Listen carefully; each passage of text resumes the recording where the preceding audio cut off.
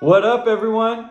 Welcome to the 4th and 1 League podcast. I'm your host, Commissioner Daniel Hebert, and the GM of the Golden State Rushers. And I'm here with Chris Gillette, the GM of the Fraser Park Mountaineers. Welcome, Chris. What's up, gentlemen? Cheers. Cheers, brother. Let's get started. We're filming this while watching the 2022 NFL Draft, so there will be updates as we go, but we're looking forward to that. I'm not happy. Some of us are not happy, but some of us are. So let's get into it. Our first subject matter of the night is going to be talking about the incoming rookie class. Some we know, some we don't. So we're excited to get started. The first position we're going to talk about is the quarterback class. Chris, what do you think about the current state of the quarterback class? Garbage. I don't think any of the quarterbacks are worth drafting this year. Kenny Pickett getting drafted by Pittsburgh was actually pretty enticing. We'll see if he gets the starting job right away, if he can beat out Trubisky. But either way, it's not a good class in my opinion. Yeah, Trubisky's a good quarterback, and he had a bad situation in Chicago, so it'll be interesting who wins that job year one. We are a dynasty league, so it's still a much more enticing outlook for Pickett than it was an hour ago. So that's pretty cool for him. Yeah. As far as Malik Willis goes, his stock just dropped really, really far down. And the rest of the quarterbacks as well. There was a chance that a couple of them win in the first round. There still could be. But as of now, it's not looking good for Malik Willis. Kenny Pickett's stock went up, but the rest of them I'm not a fan of. I'm not foreseeing a Daniel Jones pick like there was 2 years ago. So shout out Cody Nasty. All right, let's move on to the running back class. Chris, do you have any thoughts on the running back class? Breece Hall, clear 101. I think he is definitely by far and above the best offensive player in this draft. Definitely should just be the 101 overall, no matter where he goes.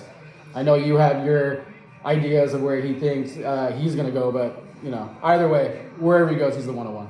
Yeah, I'd like to talk to the guy who currently holds the first overall pick in the draft.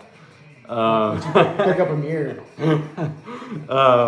But yeah, I agree. I think Breece Hall is pretty landing spot proof. I think he could go anywhere and be a 3-down back, whether it's this year or next year, and I think he'll get a lot of touches this year.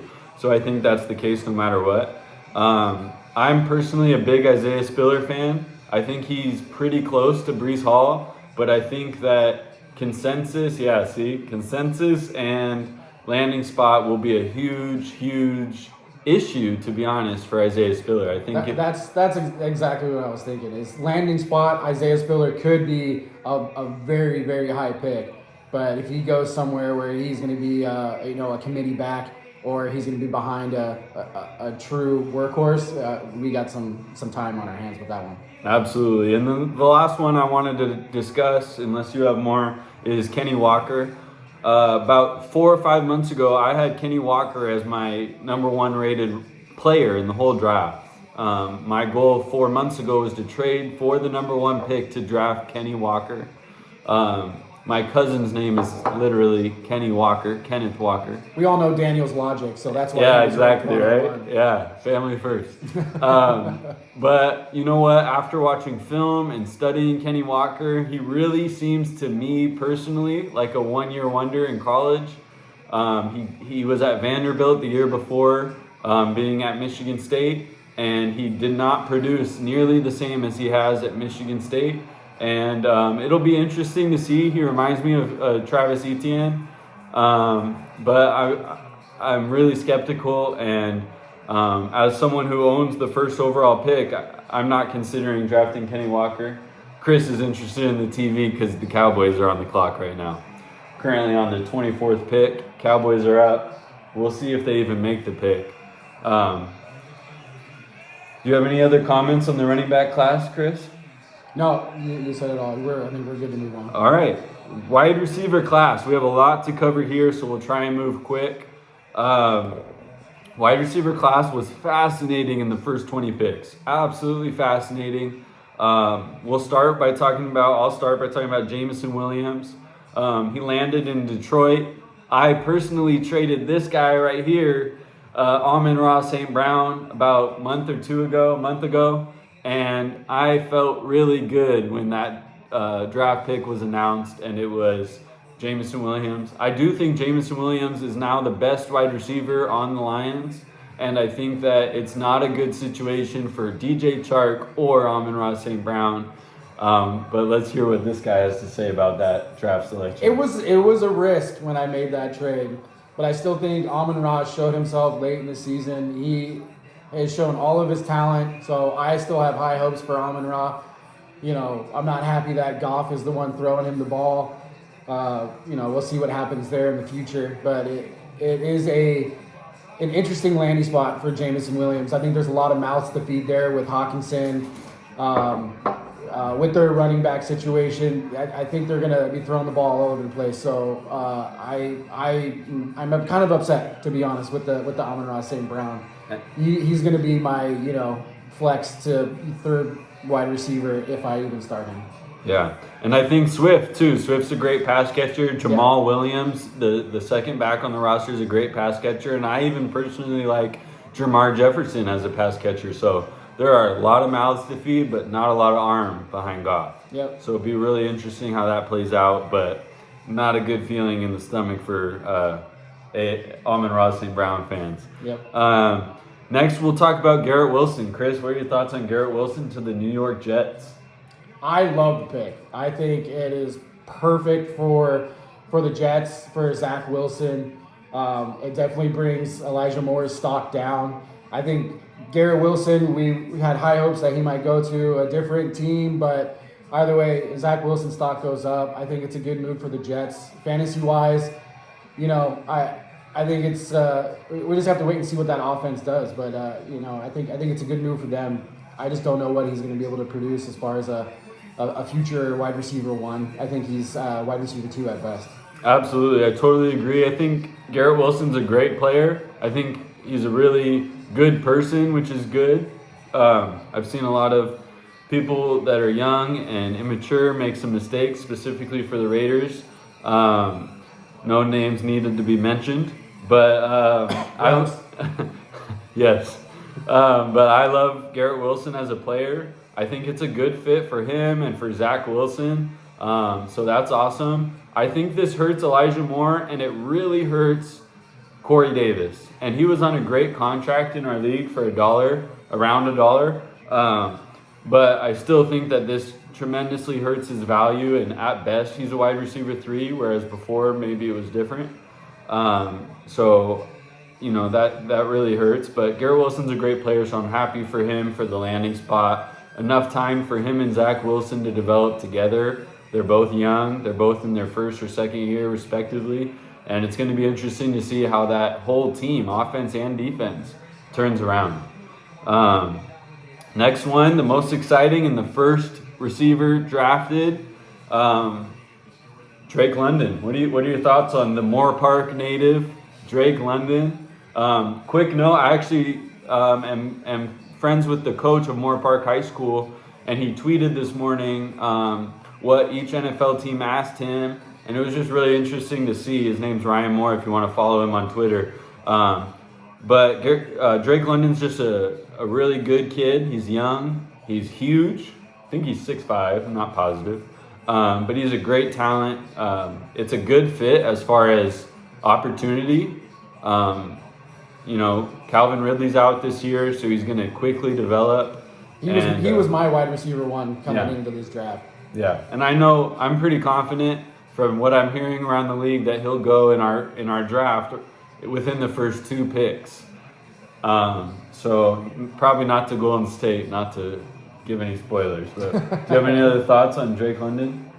Well, I mean, he's high on the quarterback situation there more than most. So I think you should talk a little bit more about that and why you think that's a good fit for Drake. Yeah, I think Marcus Mariota is the most underrated quarterback in the NFL.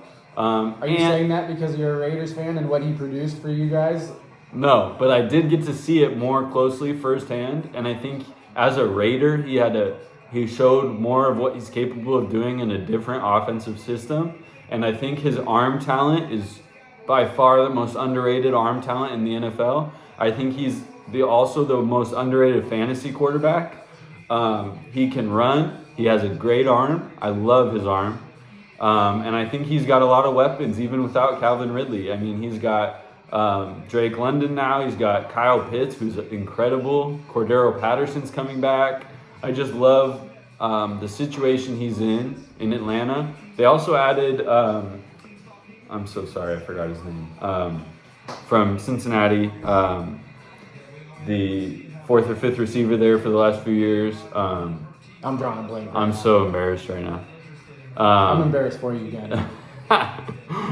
But if you know, you know. They got a good receiver from Cincinnati. I just got a lot of notes and things on my mind, so I apologize. It's okay. Yeah, you do have to think about Mariota's rushing ability. Last year, they did display it a lot. And you look at like a running back or a quarterback like Jalen Hurts, who I think threw for about 3,000 yards and only 18 touchdowns. And I think he ended up as the quarterback 5 in fantasy last year, where Matthew Stafford threw for 40 touchdowns, or I don't know, I could be over-exaggerating there, and for 4,000 yards, but he finished as the quarterback, I think, 9 or 10. So if Mariota can actually run the ball, he is a very, very good sleeper candidate for a fantasy quarterback. Absolutely, Chris. And the last receiver we're going to talk about tonight is Treylon Burks. Probably the biggest deal of the entire draft was Tennessee trading A.J. Brown to Philadelphia. Chris and I discussed this before the podcast, and Chris was saying that he was thinking it was still a good situation for A.J. Brown. I did. And my thoughts are, you have one situation that you know is working, and you go to another one, and I'm very skeptical of that situation for A.J. Brown. I used to think he had one of the best contracts in the league before tonight, and now I don't feel that exact way. I think it's still a good contract. He's a good player. But it'll be interesting to see him with Devonta Smith, with Miles Sanders and Kenny Gainwell both catching balls out of the backfield. The coach for the Eagles also just recently said that they think Quez Watkins is the best wide receiver 2 in the NFL, or at least could be. So they have a lot of faith in their receiver room already. So it'll be interesting how A.J. Brown fits in there. This could be the market death for Jalen Reagor. Yeah, absolutely. It's just one of those things where, this was a NFL business move. We were talking about it, to see Tennessee as a Super Bowl, not a favorite, but they're Super Bowl contenders. And for them to get rid of their, second best player on their team, it was surprising in my opinion. Yes, I totally agree. Auden Tate was the receiver from Cincinnati that I was just thinking about. I didn't even have to look it up. It just came to me, finally. You said his name and I already forgot it because I don't think it matters at all. So I know. Well, you know what? He was a great receiver in Cincinnati. He just never had opportunities because they had Tyler Boyd, T. Higgins, Jamar Chase all in front of him. Before that, A.J. Green. So they never gave him a real chance. They talked highly of him the whole time, and now he's in Atlanta with Mariota. So sorry for changing that back up, but we're not professional podcasters, so forgive. Speak for yourself. Yeah, I know, right? This guy. So the last thing I want to get into is the tight ends.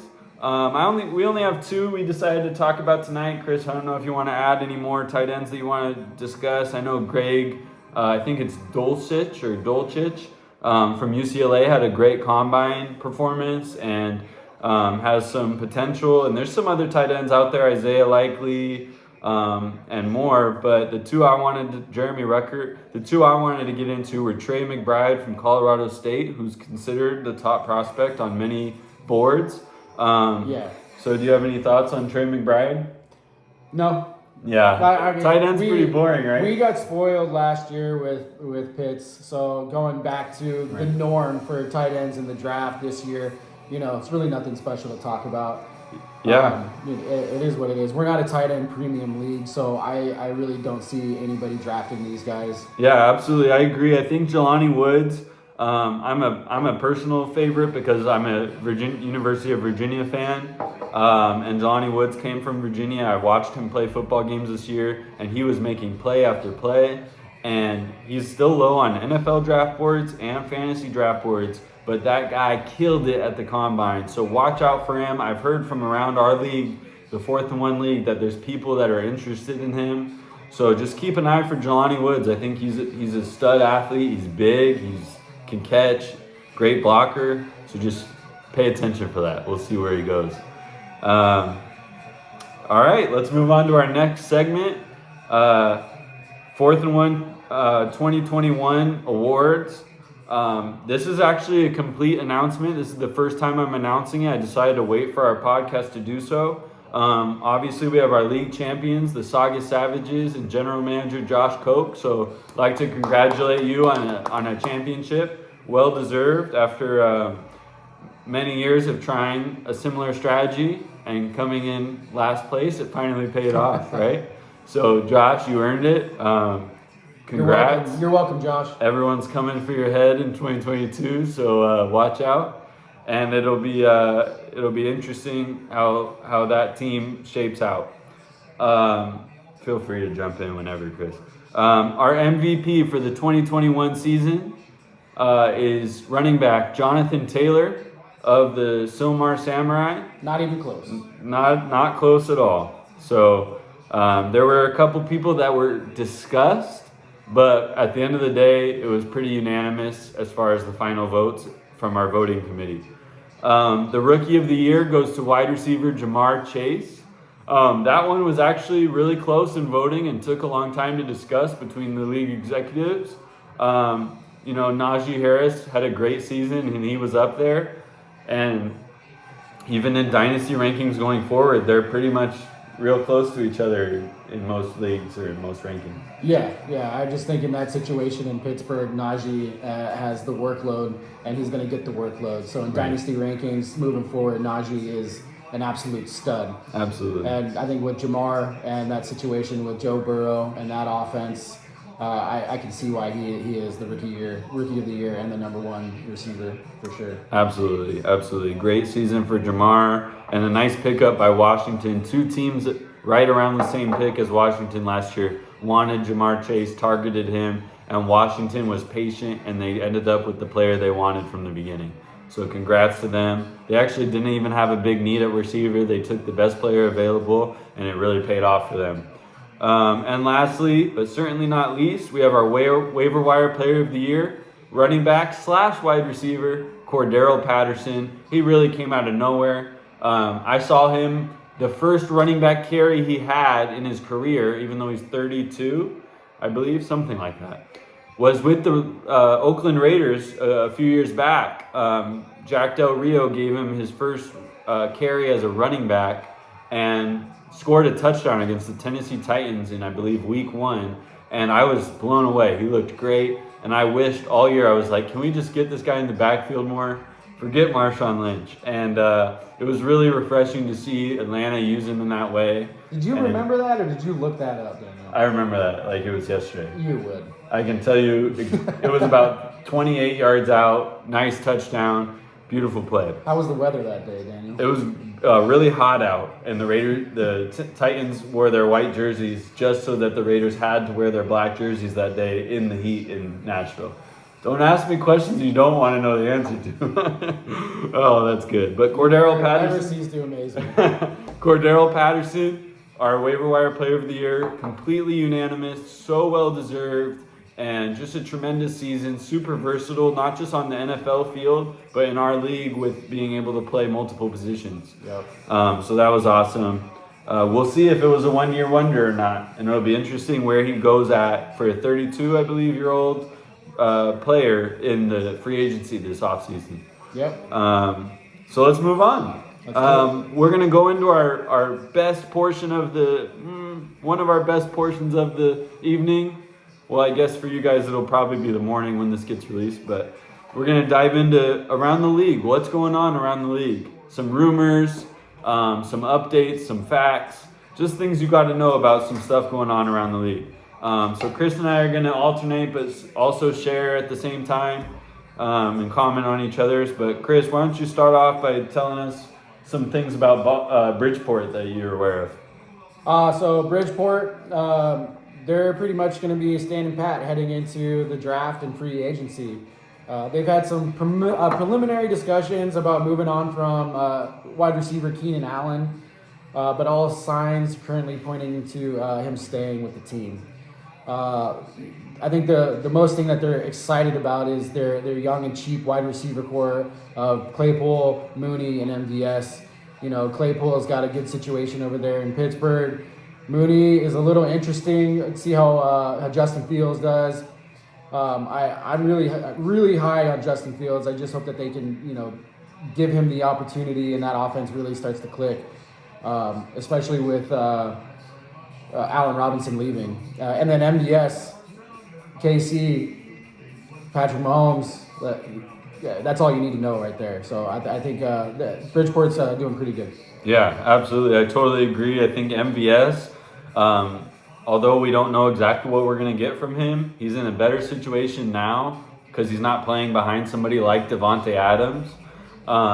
He's got a lot of opportunity in front of him, so it'll be interesting to see, and he's only making about $1.15 or $1.30. We'll get to that later. True. Okay, let me talk about Frazier Park, the Mountaineers. Shout out to Chris right here. They've been in many trade conversations. He's one of the most active GMs in the 4th and 1 league. It'll be interesting to see what moves get made. I know he's talked to Hollywood about some trades, to Golden State, and numerous other teams. So GM Chris Gillette is often looking to make moves. Even if it hurts my team, I just love trading. So send him my way. It's going to happen. Let's make it happen. Yeah, he was my assistant GM before, so I think he got that, even if I'm willing to lose the trade thing for me, because I do that a lot, right? You only lost trades because you got Raiders. Whatever.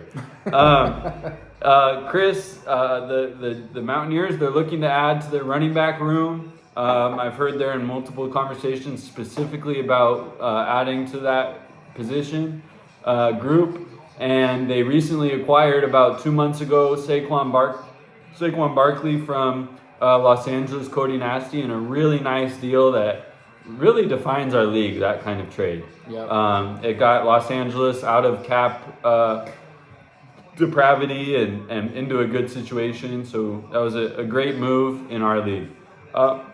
They're expected to be big players in free agency. You think we'd say that about a lot of people tonight, but really there's only a handful of teams that are going to be able to be big players, and the league expects the Frazier Park Mountaineers to be big players in free agency and to make some big signings. Yeah. So Chris, unless you have something to add, why don't you talk about the next? The next is our dear friend, the commish over here, the Golden State Rushers. I think we all know when Daniel wants somebody, he's going to get somebody. He's traded up twice in the draft to get the number one guy. I think we all know who that's going to be, but we have to wait and see because his mind switches on a daily basis. He could read something in the newspaper, and if he likes it, it will change his mind. So, but yes, the team met with Hall and Spiller last week. Walker is no longer in consideration with the pick. So it is going to be a running back, and it's going to be between Hall and Spiller. We have no idea where they're going yet. We're still watching the draft. So we'll see what happens there. They've made offers to acquire both Terry McLaurin, who ended up with Northbridge, and more recently Devonta Smith, who is staying put with Silmar for the time being. I think that's a good no trade for you. Yeah, I'm grateful. AJ Brown blockbuster that just went down. Yeah, so I'm grateful I stayed away from that one. I think you sweated that one out. So. Yeah, and I got really lucky with trading Elijah Moore away and then them adding Garrett Wilson. Even though Elijah Moore is still a great player and still in a decent situation, I think I got lucky there. The Ravens, I don't believe, unless I missed something, didn't draft a receiver yet, so I feel good about adding Hollywood Brown. And I also, like I said earlier, unfortunately for Chris, feel good about trading Amon-Ra St. Brown. Yeah. I think the biggest move that we all know made this year is getting Devontae Adams. So we all knew it was going to happen.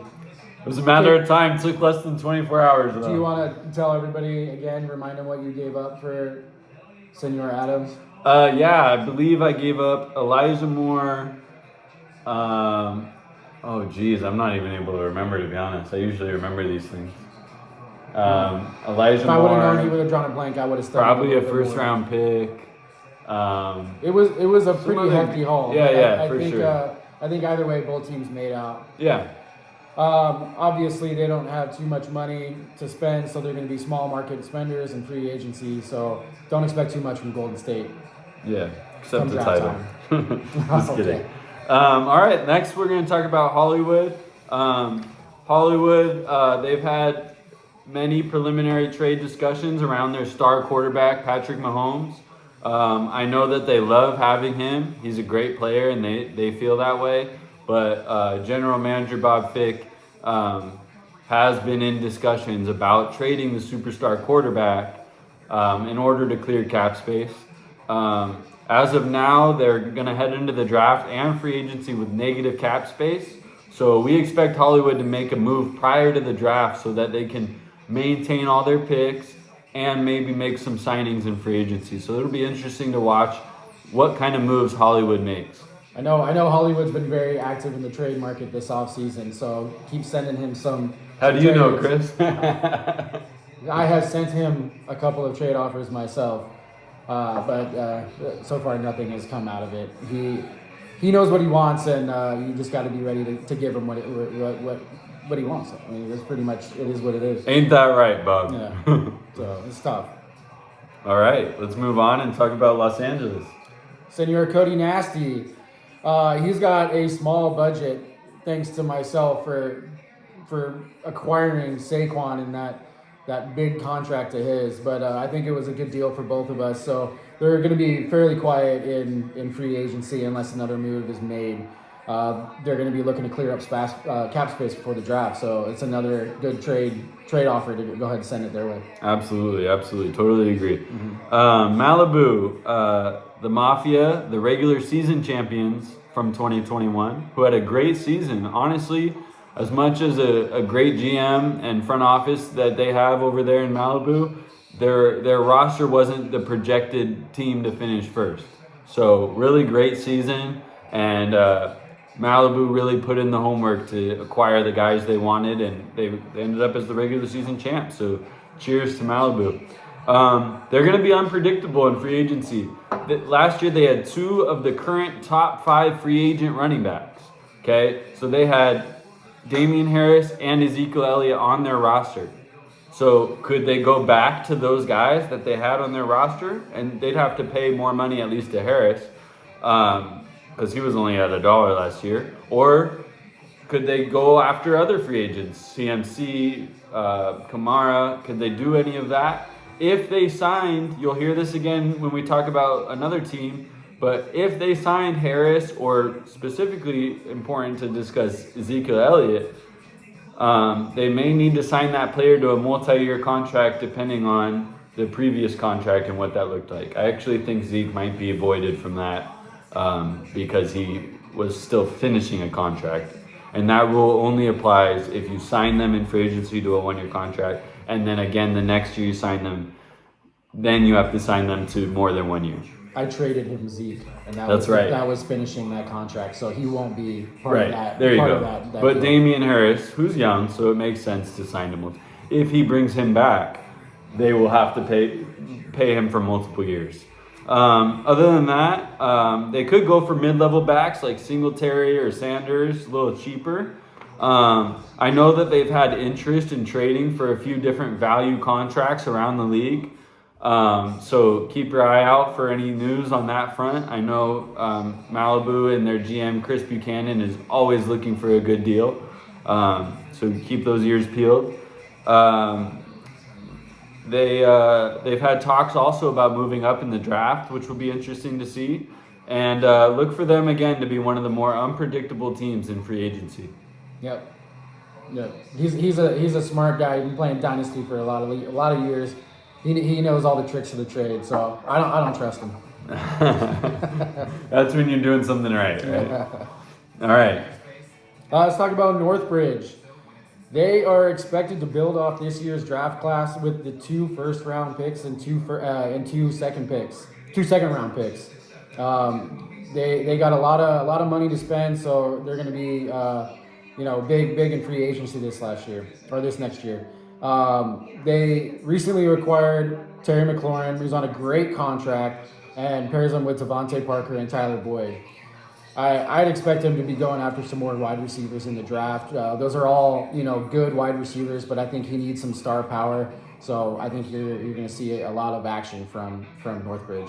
Absolutely. Yep, and then shaping out to be big spenders at every position outside of tight end. So they're going to be very, very active. Yeah, they have Hunter Henry already at tight end, and I know their GM Tyler Fig feels really strong about Hunter Henry and his performance last season.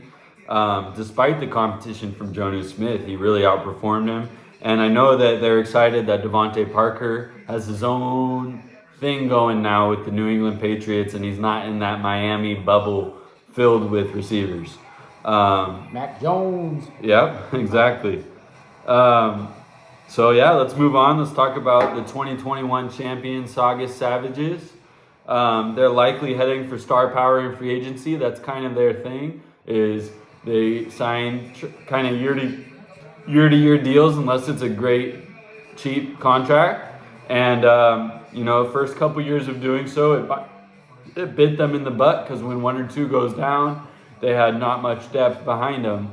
So now that they won a championship with that strategy, it'll be really interesting to see where they go from here and if they keep that strategy or if they try and sign more cheap multi-year deals. So I know some people are trying to get the league around to bid them up because they have so much money. I think over $400 in free agency. He's set himself up very nice for the next couple of years in our league. He's got the most cap space in the league with a lot of good wide receiver contracts. Justin Jefferson. We'll talk more about them later, but yeah, he's going to set himself up nicely, and we need the league to bid him up. Anybody that got money, we need to bid up those running backs. Right, and I agree, but I think it's going to be interesting to see if I've seen him do it before, if he takes that knowledge, knowing people are going to do that, and because everyone knows Josh talks the most smack in the league, so they love bidding him up anyway. But it'll be interesting to see if he goes more towards the value side with that mindset in place, making other people get bid up. So be careful. Tread lightly out there. Let's see. Josh has been in conversations trying to get Najee Harris for a while. I don't think it'll be something that happens. Definitely nothing imminent. But I know that Valencia, we'll talk about that later, but they're big fans of their top draft pick from last year, Najee Harris. So it'd be really interesting to watch how Saugus goes about this offseason. Let's talk about Silmar, the Samurai. Silmar's been very active this offseason, loading up on all kinds of assets, including those for the future. They acquired multiple first-round picks in a trade for Terry McLaurin, and they're trying to move up in the draft as well. Has done a good job not putting any holes in their lineup or their roster in the meantime. So they're going to be a win now team and very youthful. So I think they're set up to be a good contender for the next couple of years for sure. Yeah, they trade away a Terry McLaurin, but they have Devontae Smith on their practice squad. They have Jalen Waddle at their third receiver. They're looking really good. They're looking really good despite losing a great receiver. And I think with bringing in Tyreek, I think Jalen Waddle still is a good top tier wide receiver. Absolutely, absolutely. All right, let me talk about Valencia. My cousin-in-law, Eric Muller, love that guy. I expect the Porch Pirates to be very aggressive in free agency, capitalizing on Dalvin Cook's final year of his contract. I think that they're going to go all in. I actually think that since they have such a filled roster, they're going to try and go for one or two maybe star-type players. So it'll be really interesting who they bring in to add that final piece of their roster to. I think they're in win-now mode. They moved out of the number one pick because they believe, and to be honest with you from the direct source himself, they were told that the guy they want won't be taken in front of them. Okay, so I promised him I will not take the guy he wants, and looks like the first two picks might be set in stone. So go back to the beginning of the podcast, listen to this part, and I think you'll get the math on who the first two picks are. But if you don't want to know, don't do that. There's not many holes on their roster. It's going to be really interesting to see Valencia in free agency. Yep. Let's talk about Ventura, the Surf Turkeys. They got the 3rd overall pick. We're trying to figure out who that's going to be. We're not too sure what's on their mind. They're still confident in Deshaun Watson and his return, but we have been told that they are willing to trade him for the right price, according to sources over here. They got a few specific players on their radar for free agency.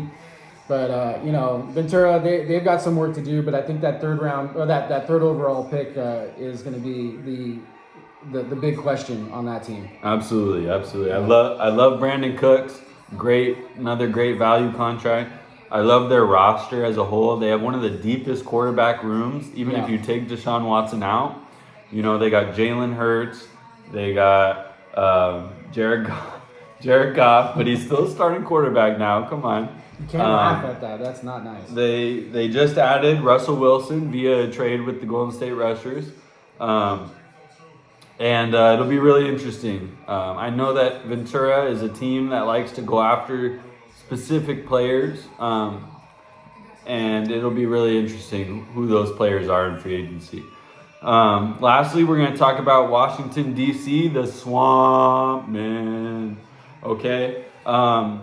They still have one of the best rosters in the league. Despite losing Calvin Ridley, one of their best players for the whole season, they still have one of the best rosters in the whole league. They're expected to be in the Final Four this year again. They have a great front office behind Jackson Overstreet and Rhett Johnson. They have limited cap space right now at $9. So if you're someone with money and you're looking to make a move, that could be a good option for you. Maybe Calvin Ridley, maybe another one of their higher priced players, and maybe give them some more wiggle room in free agency. The thing about Washington is they haven't made a lot of mistakes. There haven't been many misses since the league started, even after when the league shifted back in 2018. They haven't been one to make mistakes. So I was going to say it'll be interesting to see how they pursue in free agency and if they make any mistakes this year. But with $9, I don't think they're even capable of making a mistake this year.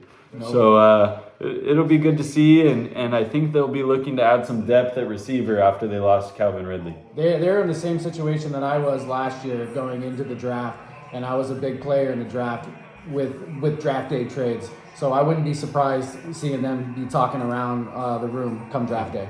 Absolutely. Well, they'll be on the phone because they live far away. True. But you guys are welcome to fly out here. Shout out Chris Buchanan for flying out here. All right. That a boy. This is also that section and this section are tied for the best topics of the night. But we're going to talk about the best and worst contracts around the league. We were really excited about this. We got together and brainstormed and put some down here. So we're really excited to talk about it. So we'll just I'll check them off as we go and we'll just breeze through them. Chris, you want to start us off however you want? Yeah, I'll start off with MVS. I mean, with the trade of Tyreek, him coming into Kansas City, I said it earlier with Patrick Mahomes there.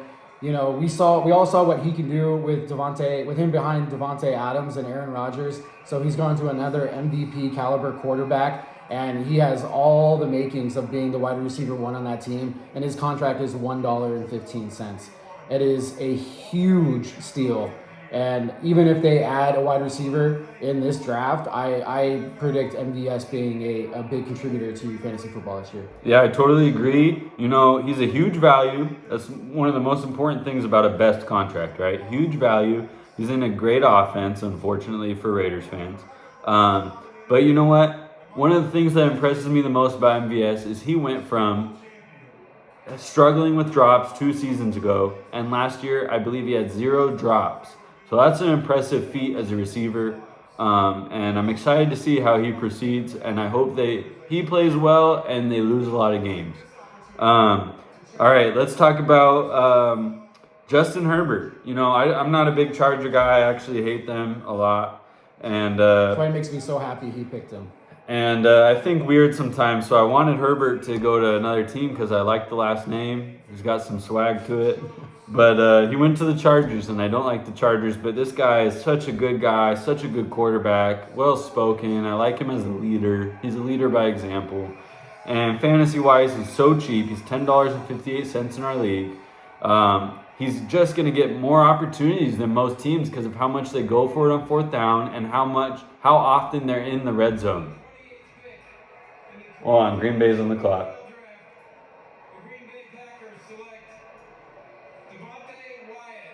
Wow. Surprised it's not a quarterback. So anyways, I think that they're going to have more opportunities than most teams to score touchdowns or to move the ball because they go for it on fourth down and get a lot of red zone looks. Next person we're going to talk about is Mike Evans. This guy continues to just beast mode every single year. His contract is $67.45. That is minute compared to some of the top tier talents in the league, and he puts up the same numbers as those guys year in and year out. Tom Brady coming back for another year, he's going to do the same thing. And with having Godwin out for who knows how long to start the season, he's going to start the season hot. This could be a good trade candidate for somebody in the future, after a couple of weeks. But I think Mike Evans is a steal. Absolutely. At that price. Absolutely. And sometimes these players get on these contracts in free agency. In this case, Mike Evans was traded at a discounted cost, which gave Northbridge the 4th overall pick back, their own pick back. And I know Northbridge is still excited and probably would do the same trade again because they're going to get a player that they have for the next 8 years, most likely, in this draft. So I'm excited for both teams from that deal. Mike Evans, I believe, has the most 1,000-yard seasons, and I think he's like the only player to do it in his first 8 seasons or 9, something like that. But just excited about that contract and for Hollywood Bob for acquiring it. Next, we're going to talk about Hunter Renfrow. Obviously, I have a lot of bias in me, I'm not going to lie. But Hunter Renfrow definitely makes this list. He's an elite player. He's one of the best route runners. I personally believe the best route runner in the NFL. But he's definitely one of the best route runners in the NFL. He's got a new offensive coordinator, which is the head coach, who specializes in slot receivers from Danny Amendola, Julian Edelman, and probably more that I just can't think of right now. It's going to be exciting to see. It's going to be even more exciting to see because he did this all last year at the end of the year when he blew up. He did this without the stars on the field. There was no Darren Waller on the field. The best receiver on the team was Renfrow. Next best was Brian Edwards, who didn't do anything. So Hunter Renfrow was doing this on the other team's best corner every game, embarrassing them. If you go back and watch the tape, he is embarrassing these people. So just an amazing player. He catches a lot of balls. Derek Carr loves him. He's about to get a fat extension. So watch out for that. Even with Devontae Adams there, I think Renfrow is still going to be a very, very good. Yeah, that's what I'm saying. Even more. Now he's going to have the worst defender of the three on him because Waller and Adams. But on top of all of that, Deebo Samuel was shortly rumored to go to the Raiders, and Derek Carr tweeted, "That's Renfro's money, bro. We ain't signing Deebo Samuel." So, that guy's getting paid. He's going to be in a good system for a long time. And hopefully we see some Super Bowls out of it. Go ahead, Chris. We'll see. We'll talk about Scary Terry McLaurin. He's at a $43 contract. That team, that offense, it seems to be kind of up and down at the moment. They just brought in Carson Wentz. I think Carson Wentz is still a serviceable quarterback. He's the number one on that team. He is just full of talent. You talk about a route runner. I think he's definitely one of the best route runners in the league. But right below Renfrow. We'll see. I don't know. But Terry McLaurin, I've been trying to get him on all of my dynasty leagues. I still think, even in that offense, I still think he's up there in the top 15 wide receivers in the league. And who doesn't want Scary Terry? I mean, what a cool name. Yep. Thanks, Chris. Yep. Probably the easiest one to do for me personally was Josh Allen. I mean, the dude, even in a one quarterback league, the dude makes $18. That's nothing. And he runs, he scores a lot of running touchdowns.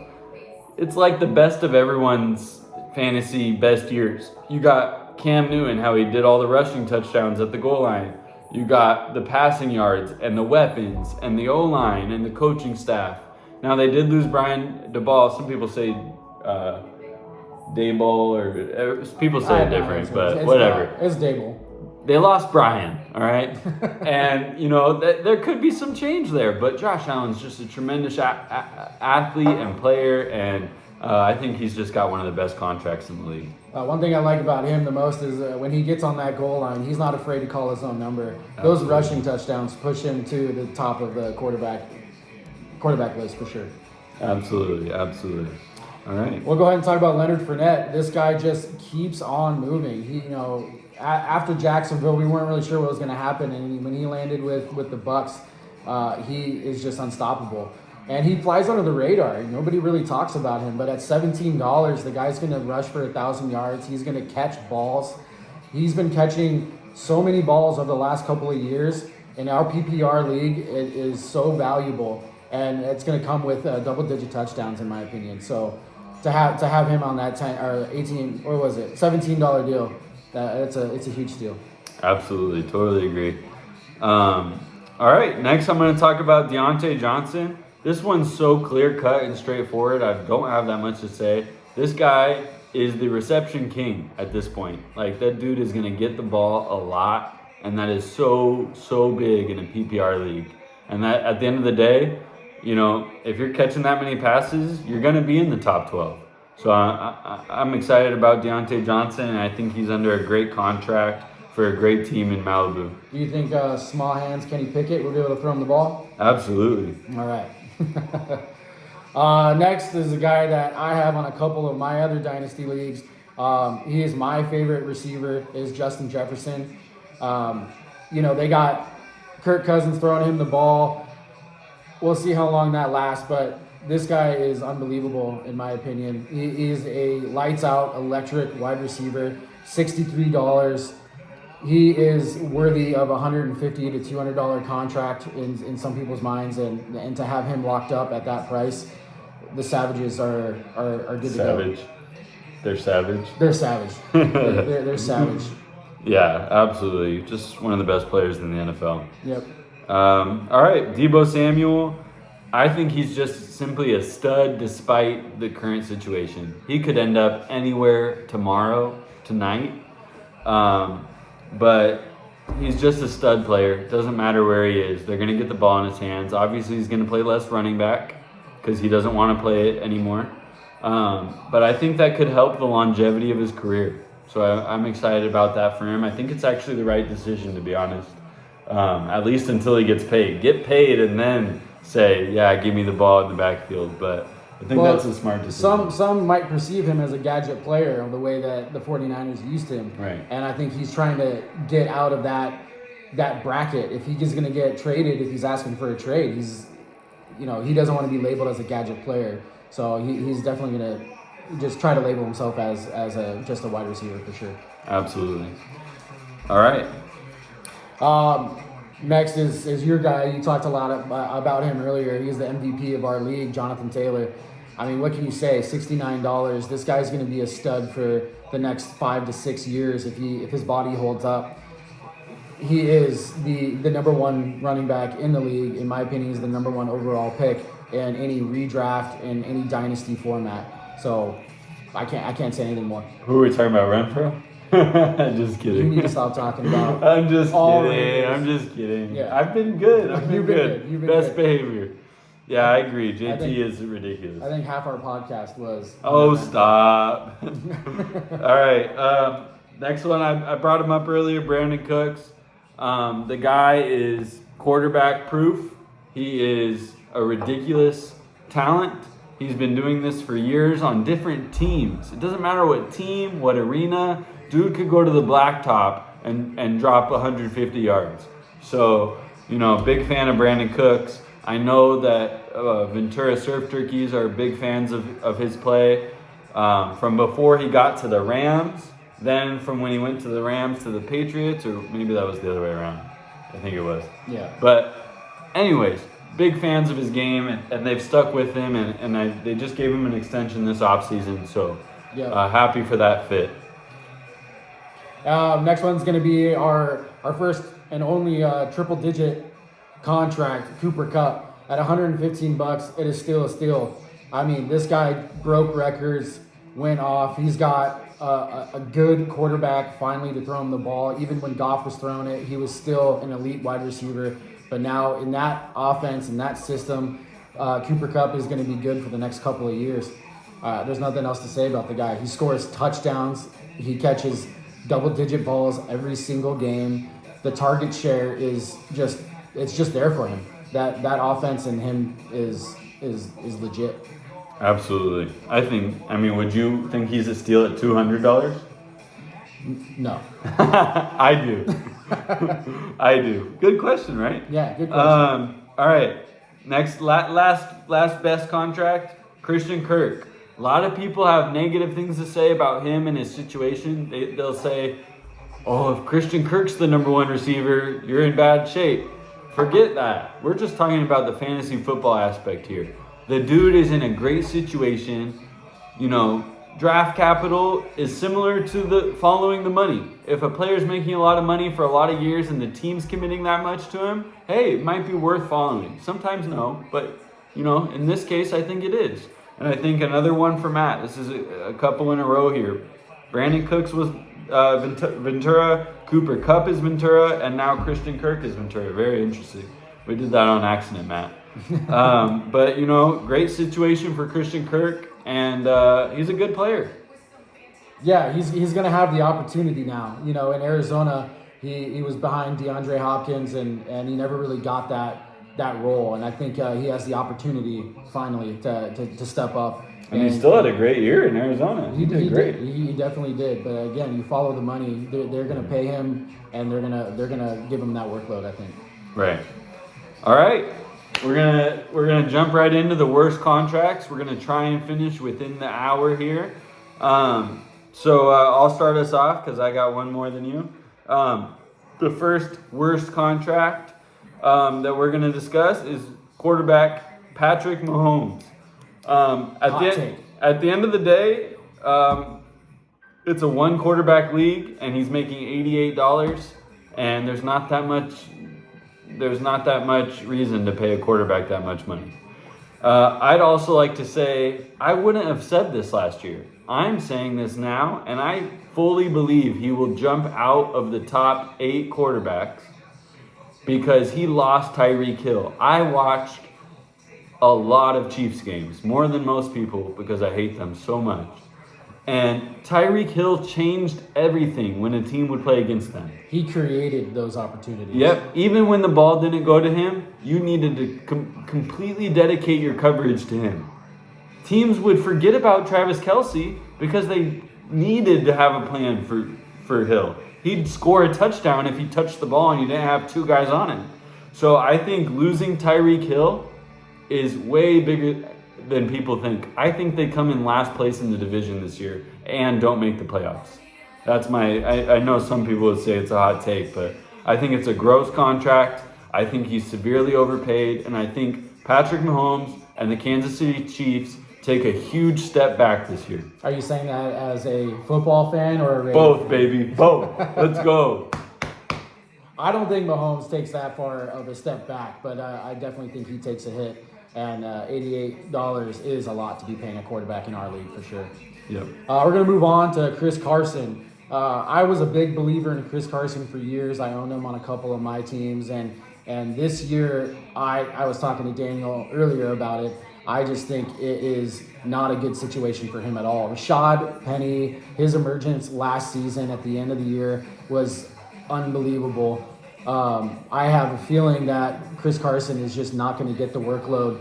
I wouldn't be surprised if he gets anywhere close to 150 carries next year. He's getting $78 to be playing to be paying him that much for that kind of workload is just not a good situation at all. Well, and to go even further, they have like one O lineman before tonight. They just drafted, I believe, Charles Cross. They did. But they have like one O lineman on the roster. That's even like startable, I should say.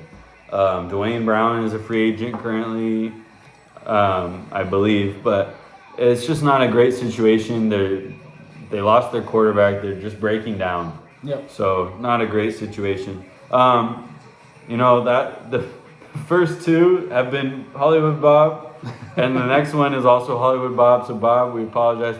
This wasn't personal. We were just picking out the worst contracts. Fortunately for Hollywood, they have a lot of these guys on the last year of their deal. Yeah. So that's a nice situation. But the next one's Myles Gaskin. I actually wanted him, I think it was last year that he went into the year as the bona fide starter there. Yep. And he just never showed up. He had like maybe one or two good games, but he really never showed up beyond that. And now he's making $54 with a new coaching staff. And he is now behind Chase Edmonds, who's pretty much the clear starter right now, and Raheem Mostert, who is the new head coach, Mike McDaniels. He's one of his favorites from San Francisco. So look for Mostert to be around $15 to $25 free agent this offseason. But between Edmonds and Mostert, Gaskin's not going to be getting the ball hardly at all. So the price of gas is high, and I think the gas is run out with Senor Miles for sure. Exactly. Next, we'll talk about Deshaun Watson. Just like Patrick Mahomes, his contract is $89, and then you get the ton of baggage that comes along with Watson. We don't know his situation. Is he going to be suspended? Is he going to be playing? He is a very, very good quarterback, but that amount of baggage to be paying $89, I don't think there's anything else to say. Yeah, it's a rough situation. If there weren't the baggage, if it gets resolved and there's no more baggage, I think he has a nice situation as far as running backs go with Kareem Hunt and Nick Chubb. And I think he has a really nice situation with Amari Cooper and David Njoku. And I like Harrison Bryant as well at tight end. I like Kevin Stefanski's system. I think that it really will help Deshaun Watson just thrive. They have a great O-line. So it'll be really interesting to see if all the baggage goes away. But no matter what, it's a bad contract because even if he was full systems going, you're paying him $89. That's, I'm just guessing off the top of my head, like 1/7 of the salary here. Yeah, something like that. So where are we at with the cap? I believe it's 767 or 767. Something like that. Yeah, so it's. So yeah, that's pretty rough. The last one we're going to talk about tonight, unless Chris has a surprise for me, is running back David Johnson. Believe it or not, I felt like he was a bad contract 2 years ago. And when extensions came in right before March 1st, the new league year, Los Angeles extended David Johnson beyond that and gave him an additional 2 years, which was last year and now this year. And so, to be fair, I think they deserve this bad contract because it was bad 2 years ago and they made it worse. So, he's getting older. He had a lot of wear and tear on him early in his career. He was a great player. Was maybe not Kurt Warner, but was like Carson Palmer still the quarterback when he was on the Cardinals? That's a good question. I don't. I think one of them at least. I don't think so. Well, we're gonna have to look that up after the pod, but definitely not Kurt Warner. But I don't think Carson Palmer was a quarterback either. I don't know. That's a trivia question. You guys go ahead and hit us up on the Sleeper app and let us know what you guys think. Yeah, who were the quarterbacks besides I think Scott Tolzien was 1 year the quarterback before Kyler Murray. So the last guy I want to talk about. This team, they traded for one of the best receivers in the league, but this is probably the worst contract in the league, is Hunter Renfrow at $13. I'm just kidding. All right, I'd like to really make it clear that he was kidding and that Hunter Renfrow is on the best contract list. No, I'm just kidding. Hey, I just want to say one thing. I just want everybody to give it up for the commish here. doing these podcasts, him hosting the drafts every year, doing everything he does for our league. It makes it so much fun. I've never been in a better dynasty league, and I just want to say thanks, bro. You guys should all give it up for this guy. I didn't see it on our agenda here to say that. It was off. I think I've had 3 beers, so I'm feeling pretty good. Well, thank you guys for being on here. We love you, and peace out.